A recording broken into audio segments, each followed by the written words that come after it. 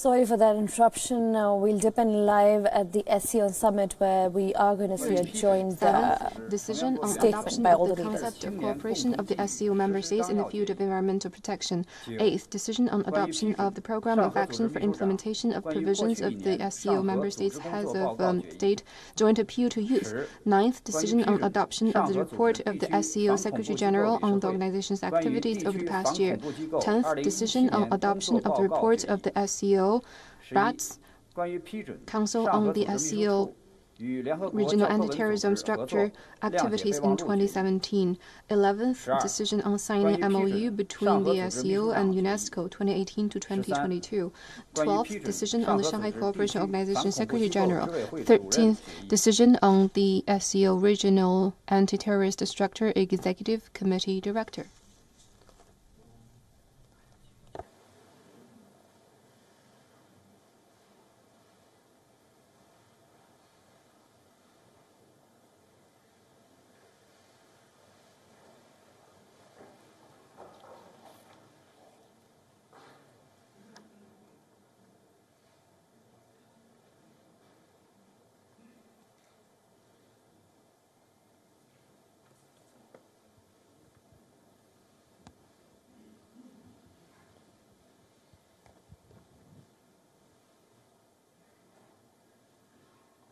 This Qingdao Summit has also adopted the following 4 documents. First, the SCO Member States Heads of State Joint Appeal to Youth. Second, the SCO Heads of State Statement on Joint Countering Threat of Epidemics within the area of the SCO. Third, the SCO Member States Heads of State Joint Statement on Trade Facilitation. And fourth, the SCO Heads of State Council Meeting Press Release.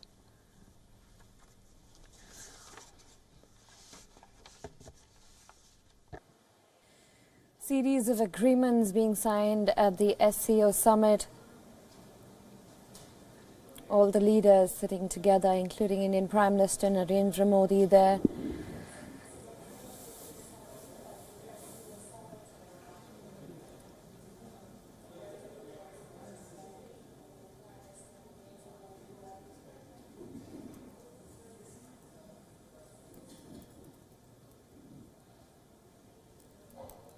Various agreements on trade and other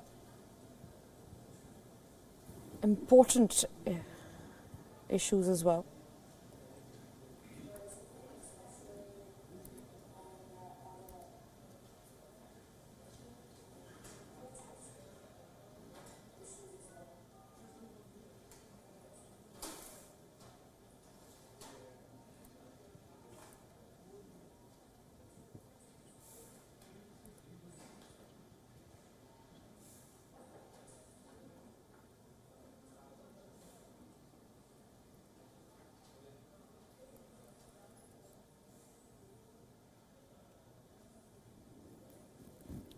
India and China have signed several agreements, including one on the Brahmaputra River. This is India's first ever meeting with the Council as a full member at the SCO.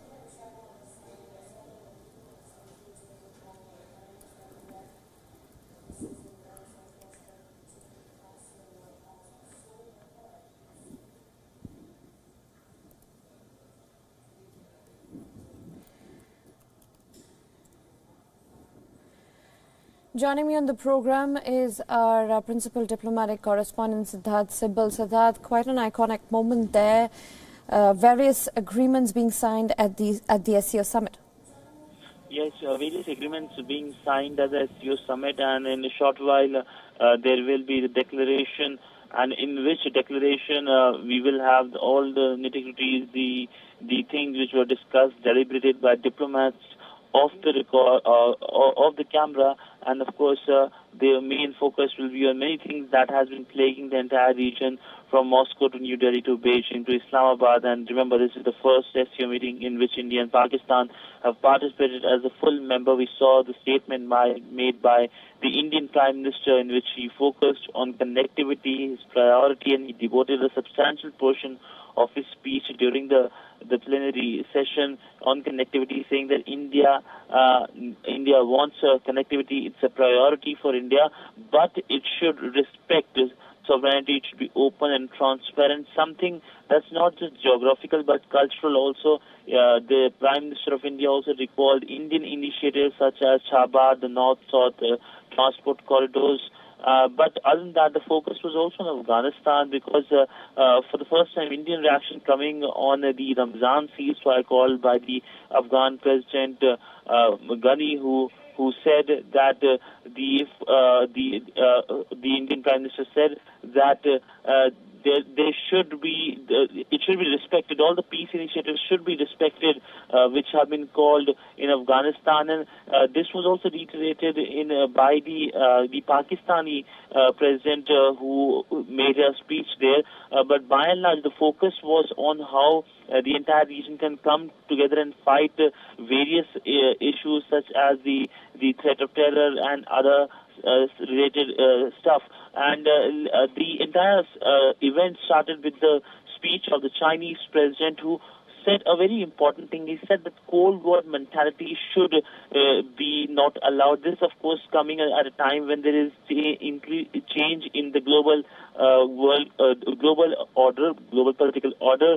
Especially, we have seen a tiff between the West and Russia. So that was the focus. But by and large, many people say that SCO could be Asian NATO. But that's very premature to say right now, because it's still an evolving body. Yes, it has one of the largest members in terms of population economy, but it still has to come and have a consensus on basic issues such as connectivity, which has been a thorn for countries like India, whose sovereignty has been violated by Chinese initiatives like One Belt, One Road initiative. But SCO is basically a China-led, Chinese-led initiative, and focus has been on China majorly. But with the inclusion of India and Pakistan, we can expect more fresh blood, in a sense, fresh ideas being coming into the entire SCO grouping, a grouping that will increasingly gain currency with India and China becoming members.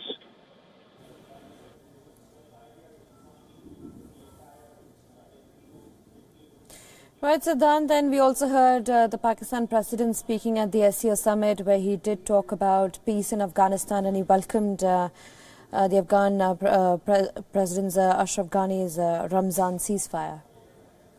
And that was the important thing here in SCO. Both India and Pakistan talking about Ramzan ceasefire, which has been called by the Afghan president, Mr. Ghani, and Taliban also reciprocating, saying that for 3 days at least they will follow that. That's an important initiative. SCO also has SCO related Afghanistan related dialogue process, so that the entire country can be stabilized. Because remember, Afghanistan is at the heart of the entire Asian region, geographically also, and peace in Afghanistan is important for peace in the entire region, because a lot of roads crisscross that region, and historically also that region has been the main center of Asia. That's why Afghanistan is important. And members today talking about Afghanistan, there was a contact group meeting on Afghanistan, SCO contact group meeting on Afghanistan, in which India, Russia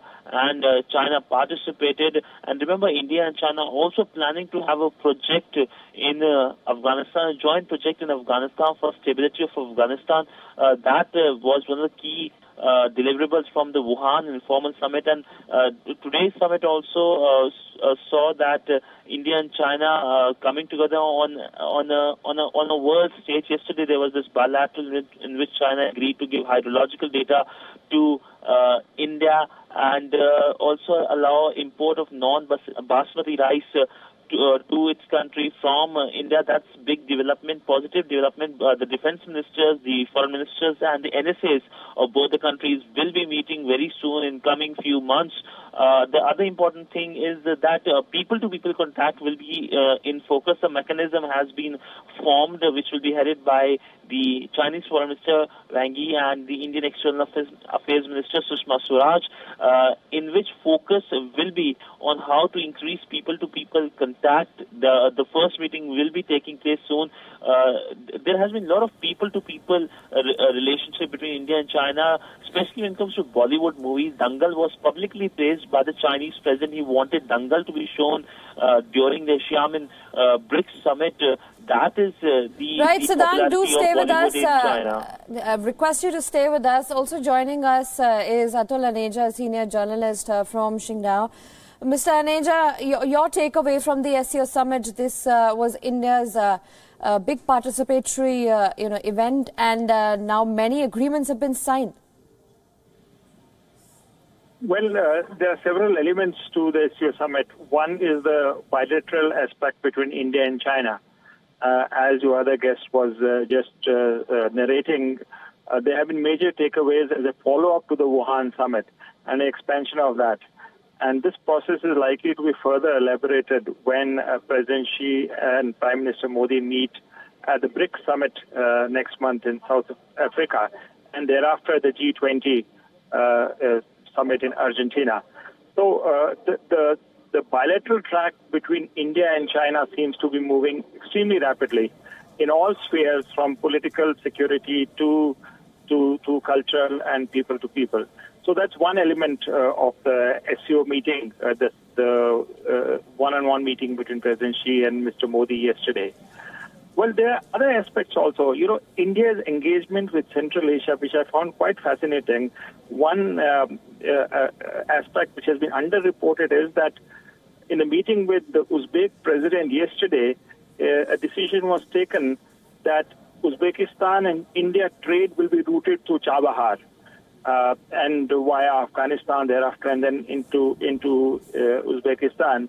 So, you know, the inclusion of the Chabahar route as part of our engagement with Central Asia, Uzbekistan being just one, and the PM has had talks with all the four presidents of Central Asian republics. So that itself shows that India's, first of all, the engagement with Central Asia and Eurasian policy seems to be evolving here in Qingdao. We have heard about the Act East policy, which is ASEAN and others, but here you see the aspects of a Eurasian policy from Indian side evolving, which I thought was an interesting takeaway, which is being rather underreported. I think there's a third element to it. You see, there are philosophical references today in President Xi's speech and Mr. Modi's speech during the SCO plenary, where you're trying to counter the headwinds coming from America in the form of America First and protectionism, with a greater engagement of SCO through values which are very Eastern. You know, President Modi talks about Rumi and he talks about Kalidas being figures from which we draw inspiration, while President Xi goes quite extensively into Confucius values as a template for our ideology of inclusivity to counter the narrowness of hard geopolitics and America First or protectionism coming from the West. So I thought these are strands which are coming out, and at this time, I think even leaders are grappling with how best to establish a firm SCO identity, which is rooted in the values of the region rather than importing from the West. So there's also a subtle ideological aspect as well, which I thought is interesting coming through the SCO. Absolutely, the ideological aspect is also been put across very well there. But Mr. Aneja, you know, there have been efforts to enhance cooperation between, or the trade ties between India and China, where Prime Minister Modi, it's also been said that has agreed to open a branch of Bank of China as well in Mumbai. That seems to be a beginning. Yes, exactly. Now, if we come to the very concrete and hard takeaways, I think also apart from what you mentioned is also the potential of the opening of the pharma sector to Indian pharmaceutical companies, because that's where India has a comparative advantage over China, and I think that can go to some extent to balance the adverse balance of trade between our two countries. So the economic side move seems to be gaining traction. As you mentioned rice, there's also sugar which has come into the fray, And if you recall, when the head of the Niti Aayog, Mr. Rajiv Kumar, visited China, he also talked of soybean as one of the potential agri-export items from India to China. So you see, it's gradually opening up. We still have a long way to go. But I think after the Wuhan summit, we're seeing some positive developments on the trade and economic front as well. I think our organization, since the accession of India and Pakistan, we have issued several documents, including the Qingdao Declaration of the Council of Heads of Member States of the SCO and the joint statement of the heads of member states of the SCO on promoting trade facilitation. And we have ratified an action plan for implementing the Treaty on Long-Term Good Neighborliness, Friendship and Cooperation of the SCO member states, covering the next 5 years. We have agreed to abide by the goals and principles of the SCO Charter, carry forward the Shanghai spirit of mutual trust, mutual benefit, equality, consultation, respect for diversity of civilizations, and pursuit of common development, and jointly pursue regional peace, stability, and development by promoting good neighborliness and friendship and deepening practical cooperation. We share the view that the world is undergoing major development, transformation, and adjustment. The trend toward multipolarity and economic globalization is deepening, and countries are increasingly interdependent. In the face of tortuous recovery of the world economy and various international and regional hotspot issues, countries are confronted with many common threats and challenges that no one can tackle alone. Only by enhancing solidarity and coordination and deepening partnerships featuring peace, cooperation, equality, openness, inclusiveness, and mutual benefit, will we be able to achieve lasting stability and development.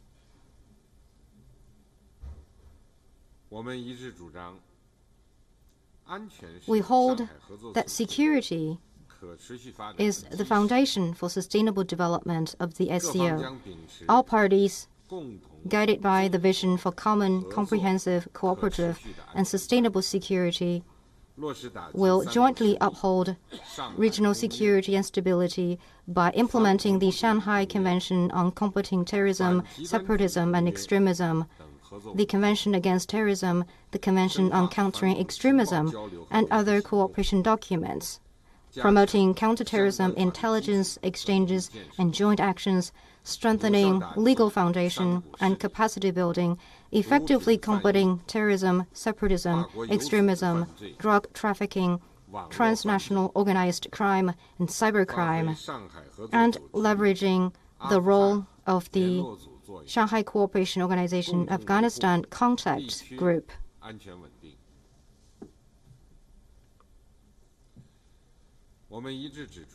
We point out that economic globalization and regional integration are the compelling trend of our times. All parties will uphold the authority and efficacy of WTO rules, strengthen an open, inclusive, transparent, non-discriminatory, and rule-based multilateral trading regime. And all parties will oppose trade protectionism of any form. All parties will continue to work in line with the principle of mutual benefit to improve regional economic cooperation arrangements, enhance the Belt and Road cooperation and complementarity of our respective development strategies, deepen cooperation in business, investment, finance, connectivity, and agriculture, advance trade and investment facilitation, and foster new prospects for integrated development of the region to deliver benefits to our people and add fresh impetus to global growth. We stress that the time-honored history and splendid culture of countries are the shared wealth of mankind. On the basis of respecting each other's cultural diversity and social values, all parties will continue to carry out effective multilateral and bilateral cooperation in culture, education, science and technology, environmental protection, health, tourism, youth, media, and sports,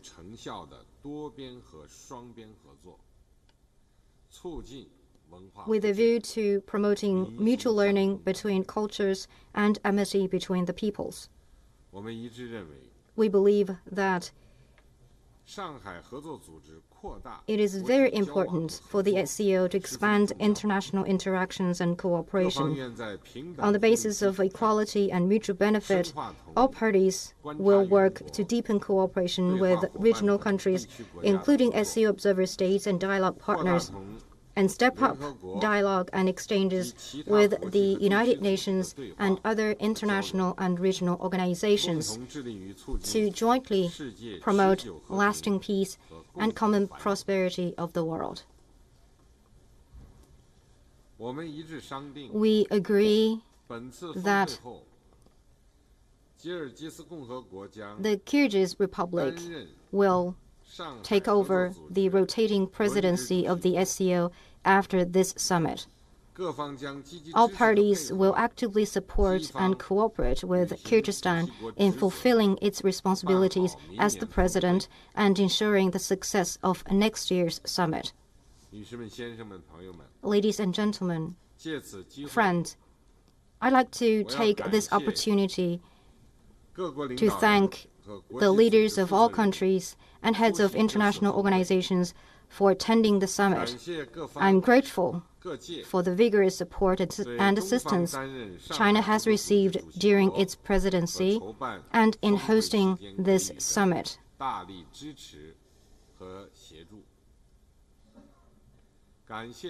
My thanks also go to friends from the media for covering the progress of the SCO and the Qingdao summit.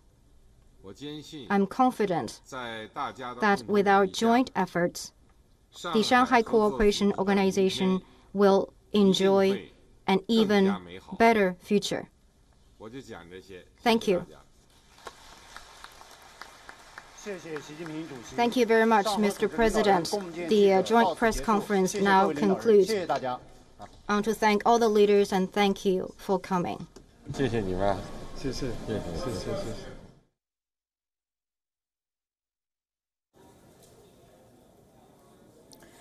Well, there you heard the Chinese President Xi Jinping. He said that the members will continue to work with each other and will achieve more and will be able to see lasting development there. He said security also is the foundation of sustainable development.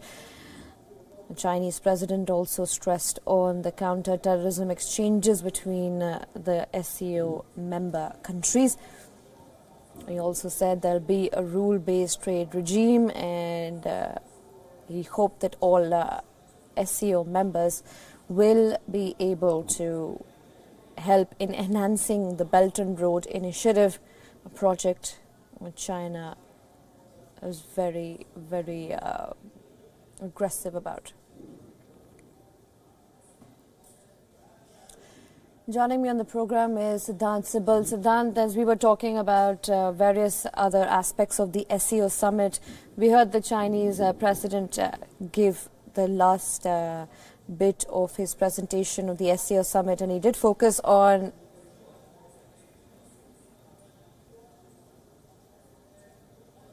we'll try and reconnect with Siddhant Sibal there. But for the moment, the Qingdao summit in the SCO summit in the Qingdao city in China. The Chinese president just finished addressing there.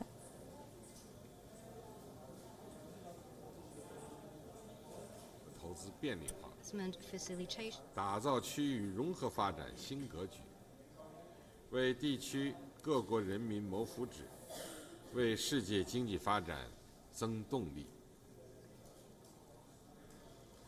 我们一致强调，各国悠久历史和灿烂文化是人类的共同财富。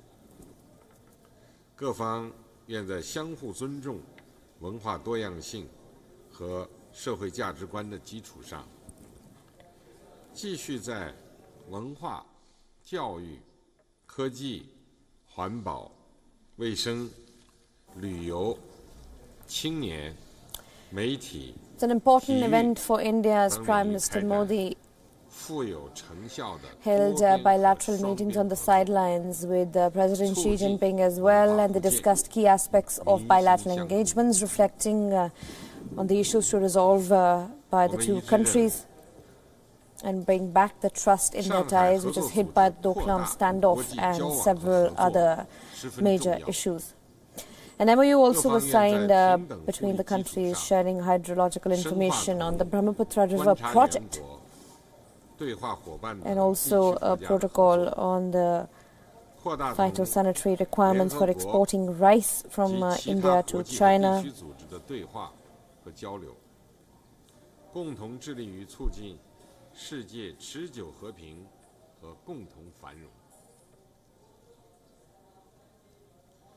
我们一致商定，本次峰会后，吉尔吉斯共和国将担任上海合作组织轮值主席国，